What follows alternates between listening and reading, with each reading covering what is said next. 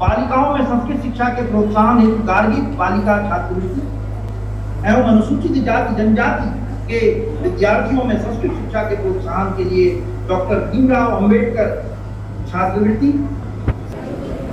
माननीय महोदय, अनुपूरक बजट में हमने आपके सामान्य समिति के निर्णय के तहत कुछ डिमांड की जो उठाती है।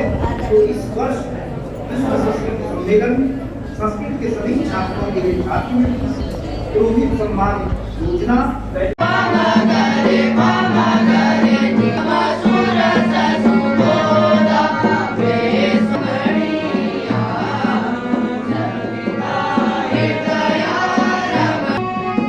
नमस्कार, मैं चंद्रशेखर जोशी, देवभूमि टुडे में आपका स्वागत है। संस्कृत दिवस से एक दिन बाद यानी कि 10 अगस्त का दिन देववाणी के लिहाज से खासा महत्वपूर्ण दिन है। देवभूमि उत्तराखंड से आज 10 अगस्त को देववाणी को लेकर एक बड़ा निर्णय हुआ है। बच्चों को प्रदेश में सभी 13 जिलों में एक आदर्श संस्कृत ग्राम बनाने की दिशा में पहला कदम रख दिया गया है। प्रदेश की राजधानी देहरादून से मुख्यमंत्री पुष्कर सिंह धामी ने देहरादून के भोजपुर आदर्श संस्कृत गांव से इस कार्यक्रम का यानी कि जो 13 के 13 जिलों में आदर्श संस्कृत गांवों के निर्माण की कवायद है उसकी शुरुआत की है। मुख्यमंत्री के निर्वाचन क्षेत्र चंपावत और चंपावत का खरककार की गाँव पहला आदर्श संस्कृत गाँव के रूप में चयनित हुआ है और इस वक्त यहाँ वो वर्चुअल कार्यक्रम चल रहा है जो देहरादून से मुख्यमंत्री पुष्कर सिंह धामी जिसको इनॉग्रेट कर रहे हैं। प्रदेश में संस्कृत दूसरी राजभाषा है, लेकिन संस्कृत की जो ज़मीनी स्थिति है वो क्या है, सब इससे वाकिफ है। इसमें क्या सुधार होना चाहिए, कैसे सुधार होना चाहिए और आदर्श संस्कृत गाँव बनने से इस स्थिति में कितना सकारात्मक सुधारात्मक बदलाव होगा, ये आने वाले दिन बताएंगे। लेकिन आज जब ये कार्यक्रम का श्री गणेश हो रहा है तो इन कार्यक्रमों को लेकर खासा उत्साह है। देवी धुरा जहाँ इस वक्त बगवाल का मेला चल रहा है, बगवाल कल ही 9 अगस्त को वहाँ बगवाल संपन्न हुई है, 16 अगस्त तक बगवाली मेला होगा। देवी धुरा संस्कृत महाविद्यालय के छात्र हैं, चंपावत महाविद्यालय जो कुर्मांचल एंग्लो संस्कृत कॉलेज है उसके छात्र हैं और कुर्मांचल एंग्लो संस्कृत कॉलेज के प्राचार्य पंडित बसंत बल्लभ पांडे हमारे साथ हैं। तो सबसे पहले पांडे साहब से ही बात करते हैं। पांडे साहब, जो संस्कृत का आदर्श संस्कृत देववाणी है, हमारी अध्यात्म की भाषा है, हमारी तमाम धर्म ग्रंथ संस्कृत में ही हैं, तो इसको आदर्श संस्कृत गाँव बनाने से क्या फ़ायदा होगा और किस किस क्षेत्र में फ़ायदा होगा? देखिए, ऐसा है, संस्कृत केवल मात्र कर्मकांड की भाषा नहीं है, यह वो भाषा है जिस भाषा से सारे इस समय तकनीकी क्षेत्र में भी जहाँ विकास हो रहा है और वैज्ञानिक क्षेत्र में भी विकास हो रहा है, आध्यात्मिक क्षेत्र में भी विकास हो रहा है। इस संस्कृत भाषा जो यह भाषा है, यह सब भाषाओं की जननी है, मूल भाषा है। इसी में कहा गया संस्कृत संस्कृतिस्त तथा। यदि किसी देश को जीवित रखना है तो उसकी संस्कृति को हमेशा जीवित रखना है। तो संस्कृत भाषा हमारी मूल भाषा है, मातृभाषा है, संस्कृत भाषा है। इसी के उपलक्ष्य पर हमारे उत्तराखंड संस्कृत अकादमी द्वारा एक बहुत बड़ा महनीय प्रयास किया गया, जिसमें 13 जनपदों में 13 ग्रामों को चयनित किया गया, जिसमें कि एक संस्कृत अध्यापक प्रशिक्षक वह पूरे ग्राम में संस्कृतमय वातावरण बनाएगा और उसके अतिरिक्त ग्राम के अतिरिक्त निकटस्थ प्राथमिक विद्यालय, संस्कृत विद्यालय, अन्य जो प्राइवेट कॉलेज है वहाँ पर या अन्य जो तकनीकी संस्थान वहाँ पर जा कर के शिविरों को आयोजन कर करके उनको जो है उस संस्कृत भाषा का प्रचार प्रसार करेगा और जिस प्रकार से इस संस्कृत भाषा का जो है पुनरुत्थान होगा, उसका विकास होगा और संस्कृतमय वातावरण बनेगा और संस्कृत भाषा पुनः जो है जीवंत होगी। पाटिल साहब, अब आदर्श संस्कृत गांव बन गया है। 2021 से इसकी कवायद शुरू हुई थी और ये 4-5 सालों में इस रूप में आया है। तो अब इस गांव में जहां संस्कृत गांव बना है, कैसे पढ़ाई की व्यवस्था होगी, कौन इसमें पढ़ेंगे, क्या टीनेजर पढ़ेंगे, छात्र छात्रा पढ़ेंगे, युवा पढ़ेंगे, बुजुर्ग पढ़ेंगे, जो घर में काम करते हैं, घर में रहते हैं, उनकी पढ़ाई होगी। तो पढ़ाने वाले कौन होंगे, वो कहाँ पढ़ेंगे और किस तरह से उनकी पढ़ाई की जाएगी? ग्राम में एक निश्चित जगह को चयनित किया जाएगा। उस स्थान पर जो है ग्राम के बच्चे, बूढ़े, युवा, महिलाएं सब जो है वहाँ पर आकर के सरल भाषा में, जैसे उदाहरणतः कि मम नाम भवतः नाम किम, मम नाम सूरजः भवतः नाम किम, इस तरीके से जो उच्चारण होता है संस्कृत में सरल भाषा में, तो उसका जो है वहाँ पर उसी प्रकार से नित्य अभ्यास होगा। जो दैनिक वस्तुएं हैं, भोजन आदि की वस्तुएं हैं, कार्य करने वाली वस्तुएं हैं, अपने वस्त्र आदि हैं, या कोई भी संस्कृत में जो हमें उपलब्ध वस्तु है, उन वस्तुओं को संस्कृत में किस प्रकार से बोला जाए, बताया जाए, और उस प्रकार से उसको जो है उनको बताया जाएगा कि भाई ये इसको ये कहते, जैसे मतलब उन्होंने कहा कि कर वस्त्र, तो कर वस्त्र में रुमाल, तो संस्कृत में उनको बताया जाएगा उदाहरणतः सही तरह कि इदम कर वस्त्र। तो संस्कृत धर्म अध्यात्म की भाषा है, जन जन की भाषा हिंदुस्तान में मानी जाती है, देववाणी हुई और ये देवभूमि भी है। लेकिन बड़ा समस्या, एक बड़ी चुनौती है रोजगार की। संस्कृत को रोजगार से कैसे जोड़ें? क्या संस्कृत रोजगार की भी भाषा बन सकती है, व्यवहार की भाषा के साथ साथ? वो कैसे होगा? देखो, संस्कृत की जो भाषा है वो रोजगार से पहले से ही जुड़ी है। देखो, संस्कृत में आयुर्वेद विभाग में बहुत सारे रोजगार हमारे पास हैं, शिक्षा विभाग में बहुत सारे रोजगार हमारे पास हैं, तकनीकी क्षेत्र में भी हमारे पास जो है बहुत सारे रोजगार हैं संस्कृत के माध्यम से। जैसे इसरो के जो इस समय अध्यक्ष हैं वो संस्कृत के विद्वान हैं। तो इस प्रकार से जो हमारे संस्कृत के जो छात्र हैं वह शिक्षा क्षेत्र में, तकनीकी क्षेत्र में, सांस्कृतिक क्षेत्र में, संगीत के क्षेत्र में सब जगह जो है अपना रोजगार तैयार कर रहे हैं। और अभी विश्वविद्यालय हमारे जो संस्कृत के हैं वो इन क्षेत्रों पर और प्रयास कर रहे हैं कि किस प्रकार से इसको और उन्नत किया जाए, ताकि अधिक से अधिक छात्र जो है संस्कृत को पढ़ सकें और उनको रोजगार प्राप्त हो सके।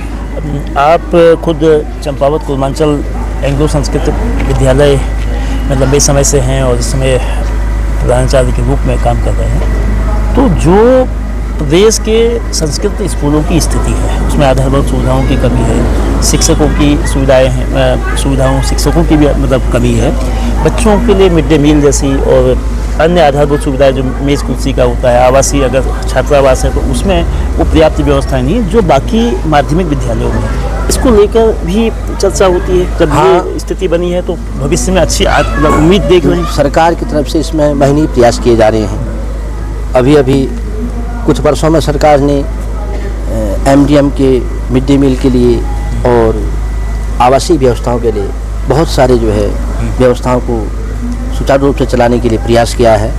और धीरे धीरे यह संस्कृत विद्यालय भी जो है उन्नत हो रहे हैं, अत्याधुनिक हो रहे हैं, सारी व्यवस्था उनमें बन रही हैं। मैं सरकार को धन्यवाद भी दूंगा कि वो इस पर बहुत ज़्यादा प्रयास कर रही है और हमें उम्मीद है कि हमें इस पर हमें जो है आगे को इसमें सफलता भी प्राप्त होगी और धीरे धीरे हमारे संस्कृत भाषा का विकास होगा। हमारे साथ देवी दुर्गा संस्कृत महाविद्यालय के पंकज जी हैं। पंकज जी, आप कौन सी क्लास में पढ़ते हैं? मैं उत्तर मध्यमा प्रथम वर्ष 11वीं क्लास में। संस्कृत में ही बोलेंगे। तो आपका संस्कृत विद्या, आपके वहाँ इंटर कॉलेज है भिंगराड़ा में जी, आपने वहाँ छोड़ के आप क्यों संस्कृत पढ़ने के लिए गए? संस्कृत शिक्षा हर किसी का अधिकार है और संस्कृत शिक्षा से ज़्यादातर बहुत लोग हैं जो बेरोजगार नहीं रहते हैं जी। और संस्कृत शिक्षा से हमें संस्कार प्राप्त होते हैं जितने कि अन्य स्कूलों से प्राप्त नहीं होते हैं। हमारे संस्कृत विद्यालय में सुबह प्रत्येक दिन रुद्राभिषेक, दुर्गा सप्तशती का पाठ एवं अन्य बहुत बड़े बड़े कर्मकांड सिखाए जाते हैं, जिस कारण उसका प्रभाव हमारे संस्कारों में पड़ता है। उत्तर मध्यमा यानी कि जो इसी को 11th कहते हैं, इंटरमीडिएट का जो फर्स्ट ईयर होता है इंटर का, मोहित कहाँ के रहने वाले हैं? मैं उखलकांडा का। ओखलकांडा नैनीताल जिले का ओखलकांडा है। देवीधुरा की जो भौगोलिक स्थिति है वो नैनीताल अल्मोड़ा से मिली हुई है और ओखलकांडा के छात्र भी या दूसरे जिलों के भी जो छात्र हैं वो वहाँ पढ़ते हैं। तो आप ओखलकांडा से देवीधुरा संस्कृत पढ़ने आए। कल आपने बगवाल देखी? जी वहाँ स्तुति वाचन ये सब श्लोक वगैरह जब उद्घाटन के दिन से अभी तक किए थे। हाँ। तो आप देवीधुरा में कब से पढ़ रहे हैं? मैं देवीधुरा में कक्षा 9 से पढ़ रहा हूँ। कक्षा 9 से। तो आपने क्या 6, 7, 8 भी संस्कृत से किया था या 6, 7, 8 आपने जैसे सामान्य होता है सभी विषय पढ़ने होते हैं मतलब उस भाषा में पढ़ा? वो मीडियम आपका हिंदी रहा होगा? हाँ, सामान्य विषय। तो संस्कृत क्यों चाहिए आपने किया? सर कि संस्कृत इसलिए चयन नहीं किया क्योंकि मेरे माता पिता ने मुझसे कहा कि तू संस्कृत विद्यालय में जा, वहाँ से तुझे अच्छी नौकरी प्राप्त होगी और तुझे कोई भी चीज़ की कमी नहीं रहेगी।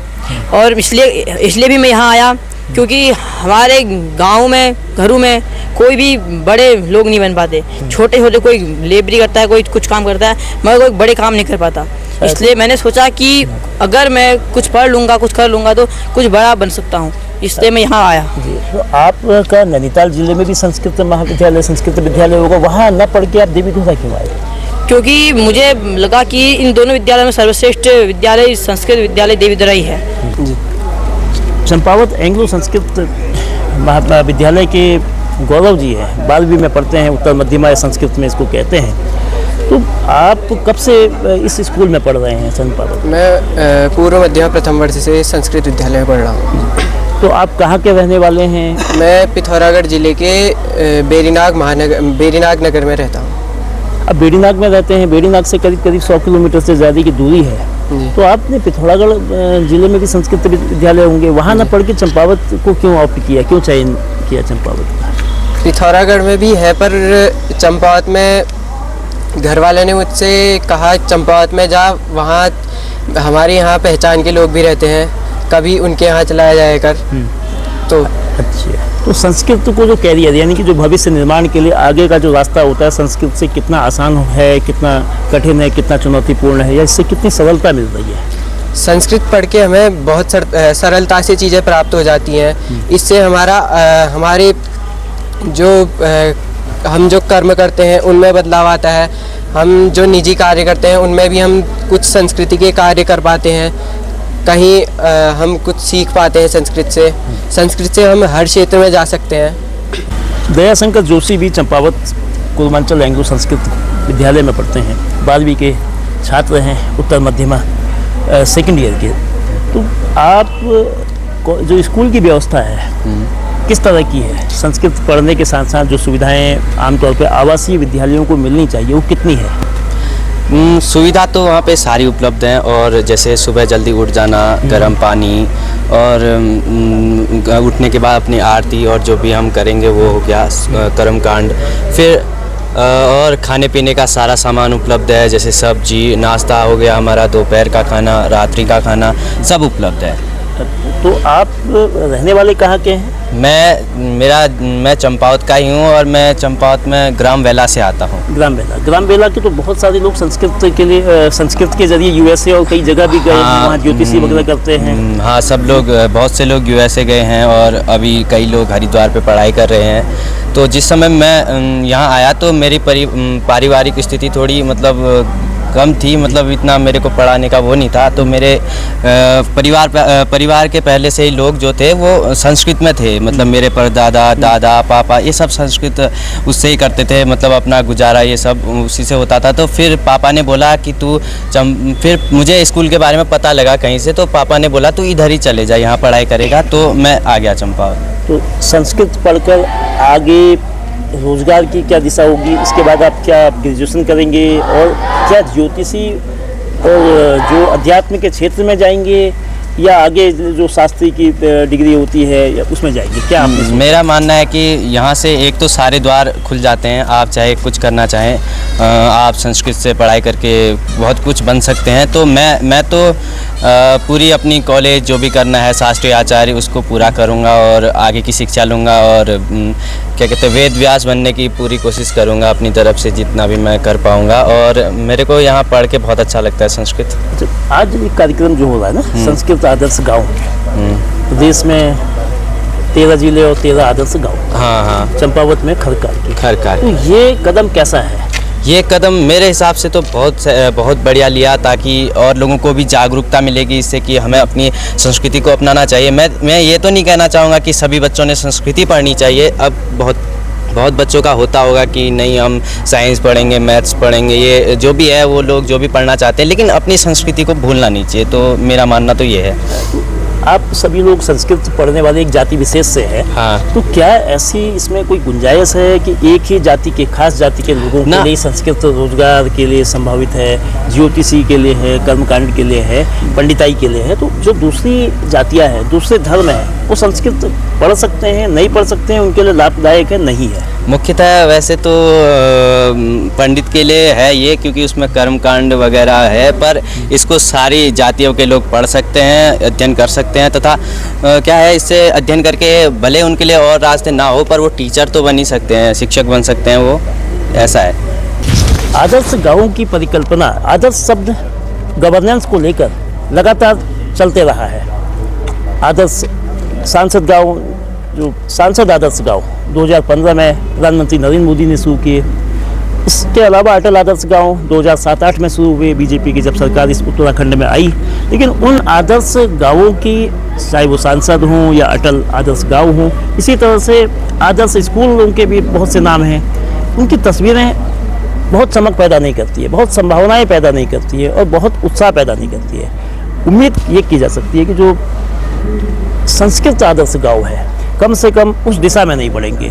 संस्कृत आगे बढ़ेगी, संस्कृत भाषा के रूप में लोगों तक पहुंचेगी, जन जन की वाणी देववाणी बने। साथ ही जो बच्चे अलग अलग स्कूलों में संस्कृत पढ़ाई कर रहे हैं, अपने घर से दूर रहकर उस विद्यालय के जो हॉस्टल में रह के, उनके लिए भविष्य की राहें खुले। वो संस्कृत के क्षेत्र में, ज्योतिषी के क्षेत्र में, अध्यात्म के क्षेत्र में, कर्मकांड के क्षेत्र में जाएं या दूसरे स्थानों में जाएं, उनमें समाज को संदेश दें, समाज को समरसता दें और अपने पाँव में खड़े हों और समाज को मजबूती प्रदान करने में आगे बढ़ें। लेकिन संस्कृत को रोजगार से जोड़ना बहुत आवश्यक है। संस्कृत को सभी हिंदू समाज के सभी जातियों के लिए इसमें संभावनाएं टटोलना जरूरी है। साथ ही अन्य धर्मों के लोगों को भी इसमें समावेशित किया जाना चाहिए। और एक सवाल ये भी, क्या अंग्रेजी का जो चलन है, अंग्रेजी का जो महत्व है समाज में, रोजगार में, भविष्य में ऐसी स्थिति आ सकती है। आज हम संस्कृत आदर्श गाँव देख रहे हैं, कल को अंग्रेजी आदर्श गाँव की नौबत आए, ऐसा होगा या नहीं होगा, ये भविष्य के गर्भ में है। बहुत धन्यवाद।